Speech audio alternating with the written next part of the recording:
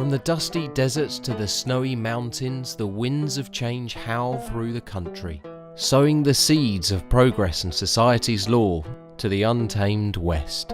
Anyone caught in the wake of this new developing world either has to change with it or be left to die as a relic of the past. Clinging to the ideals of the Old West is a gang on the run from the law, led by the charismatic Dutch van der Linde. After a bank robbery gone awry, this group of miscreants take refuge in the harsh blizzards of the Grizzly Mountains, knowing that no lawman alive is brave enough to traverse that dangerous environment. You, Arthur Morgan, must step up to the fray as Dutch's most trusted second-in-command and search for food and medicine, traversing the blankets of snow that stretch on for seemingly forever. Allow you to slowly be introduced to the various mechanics of the game without being overwhelmed all at once. It's a brilliant employment of a narratively motivated tutorial that eases player into the game's design and characters, but, to some, it can seem as if it drags on for just a mission or two longer than it needs to. But after a few missions and once you get to grips with the controls, winter comes to a close.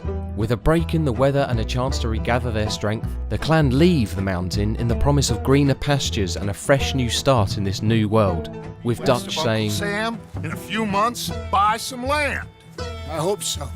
This is where the game really opens up and gives the player a chance to fully explore the environment. This world has its consolations. Red Dead Redemption 2 is a game entirely dedicated to immersion.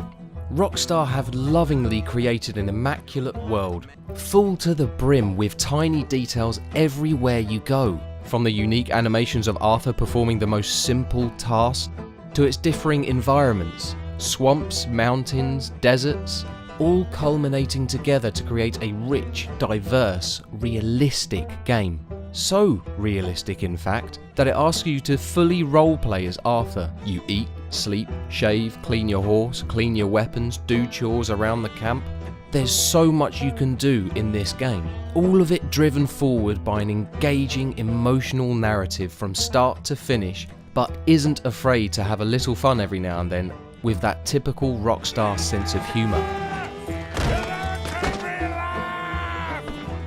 This is by far one of the most ambitious, beautiful games I have ever seen, but its ambition may also be its downfall. It seems that in the pursuit of creating a realistic sense of movement and weight to the characters, Rockstar have forgotten that realistic doesn't automatically mean good. Moving around objects can be clunky and cumbersome, not always as intuitive as one would expect from a game of this calibre. There were several moments where I had to complete an animation before I could regain complete control over the character, which could either be deadly or break the immersion that the developers had so successfully crafted just before.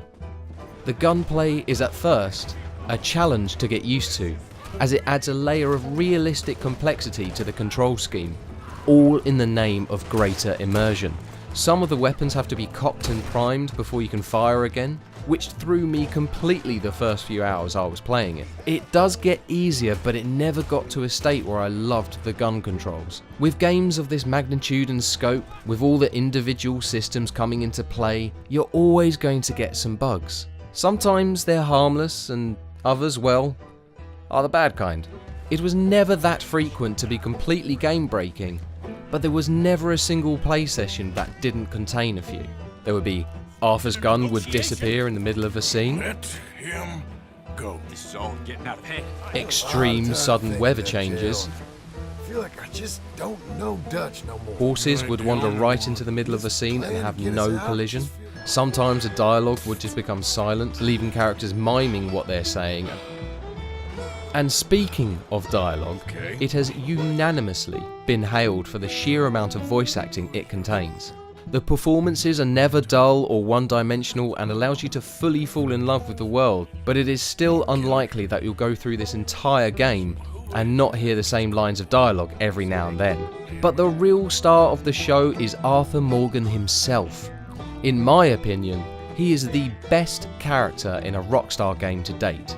It was hard to beat John Marston, but Arthur leaped ahead with a brilliant performance by Roger Clark, who wove together a character struggling with doubt and loyalty with such nuance that it's heartbreaking when something bad happens to him or the people he loves. But that's not to say Arthur is the only performance that makes this story excel. There is a camp full of unique, rich characters, all led by the charismatic but slowly unhinging leader Dutch, I think I'd die a happy man. forever promising that their salvation is just over the horizon and all they need is one last job. So in summary, Red Dead Redemption 2 is a masterpiece that's held back by janky controls and complicated mechanics which don't always mesh together well. Who knows, maybe in a few years with faster, more powerful hardware, the game can overcome these quirks and become one of the most celebrated games in gaming history. And that's just the single player.